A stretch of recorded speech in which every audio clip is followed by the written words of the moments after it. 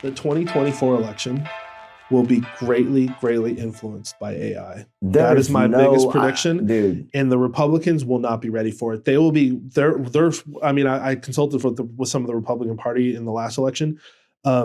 We are so focused right now on catching up with the quote unquote sideways ways people vote and all this stuff. And we're okay. Well, if we move the bar that way, then let's get all the Republicans to vote that way. Like everyone is so caught up on that, right? Guys, that's the tactic that was used in the last election. Red herring, dude, for this one? That might actually work, but I'm telling you, the people who are behind the Democratic engine, they are working on AI and how to influence people's emotions and trigger them so hard that people are going to go, dude, if I vote for a Republican, I'm voting for Satan.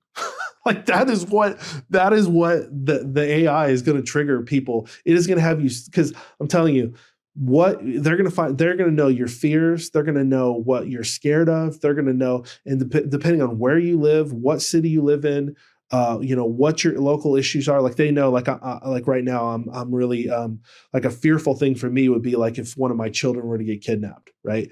Because of all the sex trafficking and stuff going on. Well, it's not like I live every day thinking about that. But boy, you better believe, come some of these elections, they're going to start saying, well, dude, if you vote for so and so, yeah, your children might, you know what I mean? Like, and all of a sudden it's like, what? Are you serious? More and more men need to challenge themselves to go live out on the edge. And I can tell you from my own life, I'm half Korean, and by nature, a lot of Asian males are very feminine, very beta. And so I was that way growing up.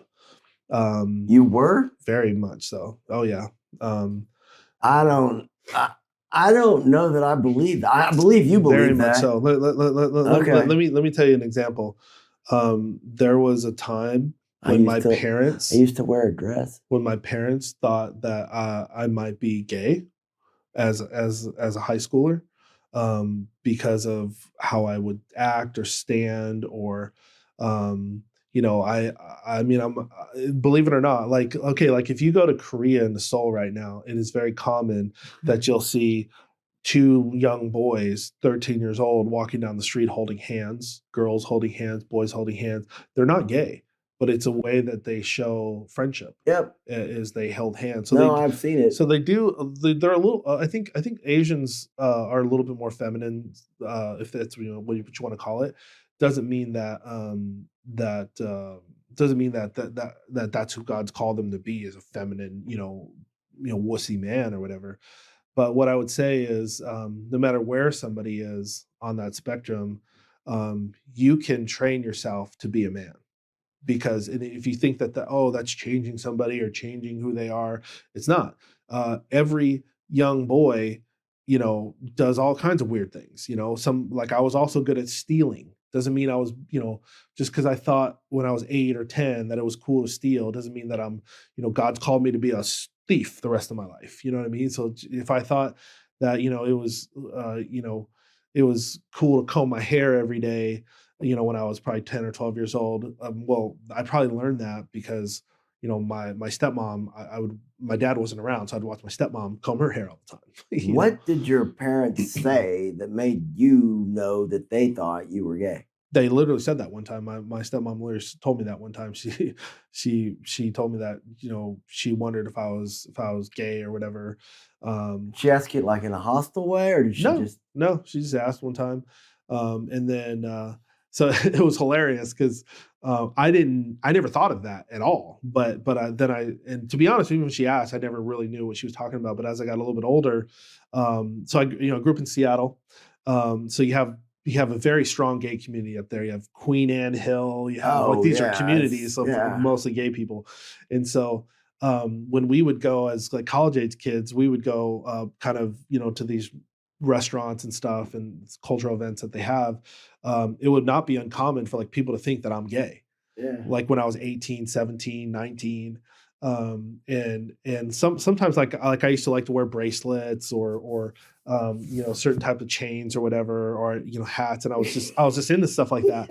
Well, like, so as I got older, this is hilarious. Okay. But seriously, and I was into like folding like the ends of my clothes, like certain, like I would be more like this, Yeah, you know? well, that's not gay. Well, believe it or not, like that people would think like that guy might be gay, you know? And so, like when I got into business, I remember people telling me, they're like, "Hey, man, lose the bracelet, lose the chain on your suit. Okay, nobody wears a suit with a tie and a chain on the outside, you know." And then I remember getting around more male figures. Like I remember, I used to only eat like really healthy. Like I used to eat like chicken and just salads. Gay diet. And yeah, gay diet.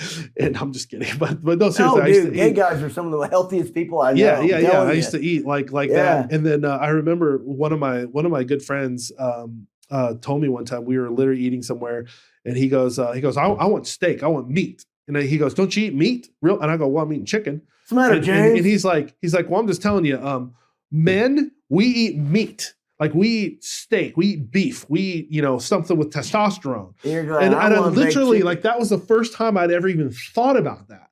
I just thought, well, chicken is I've always heard chicken is the most healthiest thing. Well, I never thought yeah, actually, steak has the most testosterone in it. Right. So, and then, oh my gosh. Yeah. And then literally, man. I mean, like, you're a freaking rock star athlete. It wasn't like you were, iffy, like in the front of the band. I'm just saying you weren't that guy. I can't believe they thought that. I will say, sometimes I would get called like pretty boy on the field. Okay. Cause for a little while when I played in college, me and some of my friends, we used to shave our legs. Oh crap! This is getting worse. We used to shave our legs. There you go. We used to shave our legs. Why did you shave your legs? Brandon's trying to say people would shave their legs because like if you had to tape up. Like, don't worry, bro. I shave my legs. If you had to tape up, like you want to shave legs, that was one thing. Yeah. But also, this black guy showed me.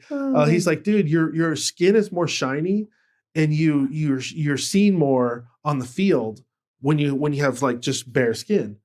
And so we used to shave. See, now I can live with that. Yeah, so we used to shave. And then he used to even like put wax like on his legs.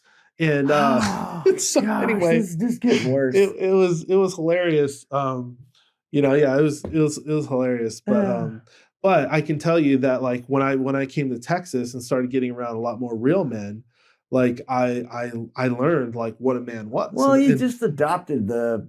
Yeah, and also I think like you learn like what it means to really be a man by like knowing how to use your hands, knowing how to do something in a structured way. Like also just being used to like if you have to go do something that involves dirt or sweat or whatever. Like I'm not saying like every single male needs to do that to be a man. I'm just saying like you shouldn't be afraid to do something that involves using your hands, getting sweaty or whatever, and I teach my kids this at a young age. I teach them like even just over this past few days, it's 100 degrees now. We're in Texas. It's going to be that way for the next month or two. And I've taught them like, hey, we're going to go do this. It's going to be hot. It's going to be sweaty. And so I don't want you guys complaining about it. You need to understand that is how it's going to be. Yeah. Sometimes that's how it is. Yeah. And I also teach them like, that, you need to know how to operate in that kind of an environment, such as drink more water, make sure you have carbs and food in you, know how to do basic things like instead of staying in the sun, staying in the shade, like when we talk about a lot of those kind of things. And you know what? They absolutely love it. Like my boys feel you can tell they almost feel like a sense of pride to be out there in the heat, sweating, working on something with dad. And they're grinding, man. They're little, and so I don't keep them out there for 6 hours, right? We might go out for like a couple hours, but and I also prepare them, for it, and we make sure we have water and stuff like that. But I don't want them to be afraid of the elements. I don't want this earth to trash them. They should absolutely in a positive way. Of course. They should control and dominate on this earth. I mean, wherever their world is, they should have dominion over. Do what they're supposed to do. take their rightful place and handle it. Yeah, like there was this video on Facebook. I'll end with this. There's this video on Facebook where this raccoon was attacking this like 10-year-old girl and it was like biting her. And I had all my kids watch it, and I told my girl Penny, I said, if that ever happens to you, you beat the crap out of that thing. She's like, that's exactly what I would do. I mean, you punch it, grab it, poke its eye out. You are a human being. Why are you going to let this little thing kill you? You're a human. You're the smartest thing on the planet. Like, you know what I mean? Like, if it is trying to kill you, beat it up, step on it, kill it. You are a human being. What are you doing?